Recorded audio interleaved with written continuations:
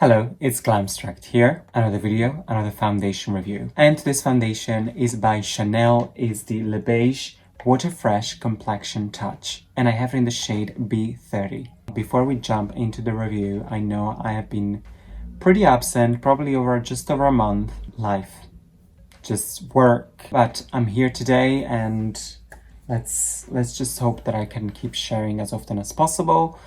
But work takes most of my time, so that is why I'm not sharing as much as I used to anymore. But anyway, this is what the foundation looks like outside of its box. Chanel also has the Le Beige Water Fresh tint, which is this one over here. I have it in the shade Light. They are basically like part one, part two. Just before I go into a visual representation of this foundation, I do want to tell you first 4 differences I found into these two foundations, because they clearly come from the same range of Chanel foundations. They're both the Le Beige. They both have these like little pigments, that bubble of pigments that they will burst as soon as they hit the skin and you kind of have to massage it in. They both float into this jelly water consistency. But let me give you these 4 differences that I found personally into these foundations. If you're familiar with the Le Beige Water Fresh tint, the very original, the first one, the coverage is very minimum. I would say like a very light to light coverage. While the new one, the Le Beige Water Fresh Complexion Touch, by the way, to avoid saying the whole name every time, I'm gonna say number 1, number 2. Number 2 is the new one, number 1 is the previous one. The number 2 has more coverage. I would say a light to medium coverage for sure. A second difference I found is in the quantity of the product that you get. Now, in the original number 1, we have 30 ml, which is 1 fluid ounce, while in number 2, the new one, we have 20 ml, let me double check. Yes, 20 ml, which is 0.7 fluid ounce. But considering that the new one, the number 2, has more coverage, then I can sort of understand why we have slightly less product in here. Difference number 3 about this foundation, the number 1 feels super lightweight on the skin. It feels like you're putting a watery jelly serum all over your face that has just the minimum of coverage, as I just said, but it feels extremely lightweight. It just feels like a true moisturizer, like a jelly moisturizer. While the new one, I'm not saying that it feels not lightweight, but it's definitely slightly heavier compared to the number 1. But by all means, when I say doesn't feel as lightweight as the original one, take it very loosely, because it is lightweight, but not as lightweight as this one.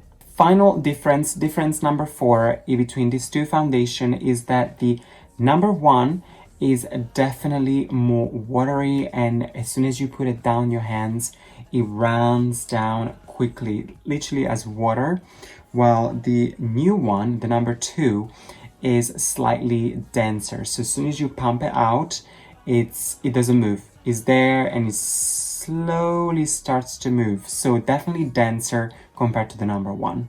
But overall, I love both of these foundations. They're definitely foundation that can be used in different occasions. Less coverage, feeling refreshed, go with the original. Little bit more coverage, still feeling refreshed somehow, go with the number 2. So they both complement each other. You can also go with this one first, the number 1, the original, to create like a base, because I know a lot of people use this as almost like a primer, and then you can go with this over the top to boost that pigments, to give more coverage to the skin. You would personally ask me about which ones you prefer between the two. I would go with the original, just because I really like that super jelly, fresh, lightweight, minimum coverage feeling, especially now that we're approaching summer. We don't want too much. Well, I don't want too much on the skin. This is perfect, but by all means, I'm not saying that this is heavy. It's just that little bit of difference makes a difference for me. Anyway, enough of me talking. I gave you the insight about this foundation. Now I'm just gonna apply it all over my face, the new one, and yeah. So I've just applied some on the back of my hand. As you can see, look, it doesn't move. It's there, but you can definitely see the pigments in there that you just need to go and break now. In fact, I'm just gonna massage it very quickly, and I'm gonna apply it with my own fingers, clean fingers. The smell is the same as the original.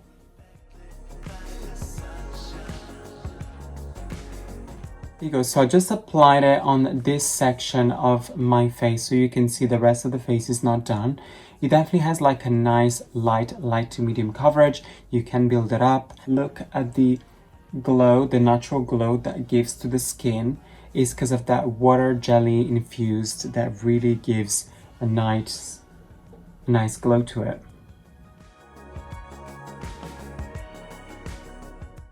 I'm just applying it all over.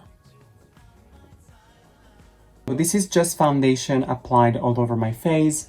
If I'm going to zoom you in, you can see how natural this looks. You can clearly see my under eye bags, the discoloration is still peeking through. You can see, of course, the redness from my blemish is still peeking through. But overall, it has somehow evened out my complexion. It has given me that beautiful luminosity to the skin. It feels very lightweight. Not as lightweight as the original one, as I said at the very beginning, but definitely feels lightweight.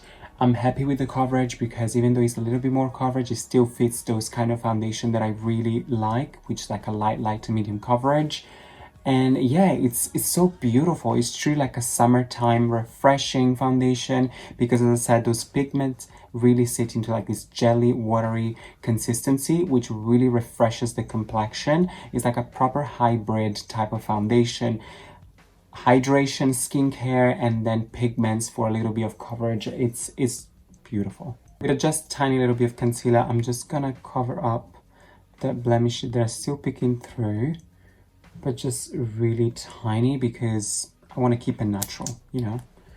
So I'm just gonna truly just dab it here. In fact, I'm not gonna do a proper job in covering them because I just want my true skin to peek through and make it look like I'm not wearing much on it. I'm not even applying concealer on my under eye because I truly just want, you know, true reflection of this. I really like it. It's so beautiful. So I'm just, if you see me looking straight, because I got a mirror right in front of, behind the camera, so I can check myself every now and then. To set the skin, I am going to use the Poudre Universelle Libre by Chanel as well.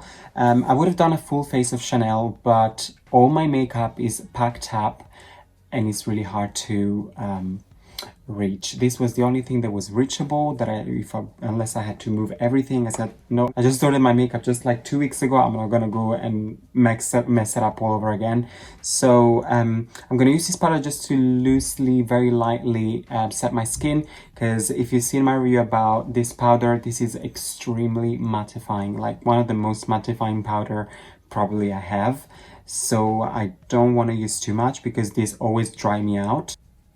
Tiny little bit, tiny little bit, dabbing it all over my skin.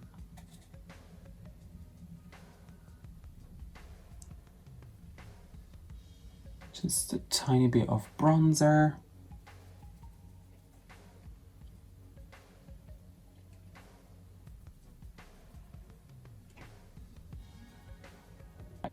And a teensy tiny bit of blush. Literally tiny, that you can't even see it. I'm just going for a full-on natural look as usual.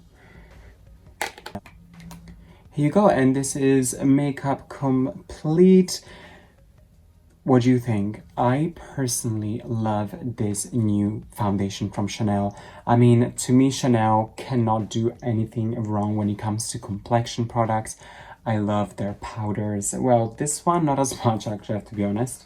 But I love their pressed powders. I love their foundations. I love their primers. I love their concealer is the best.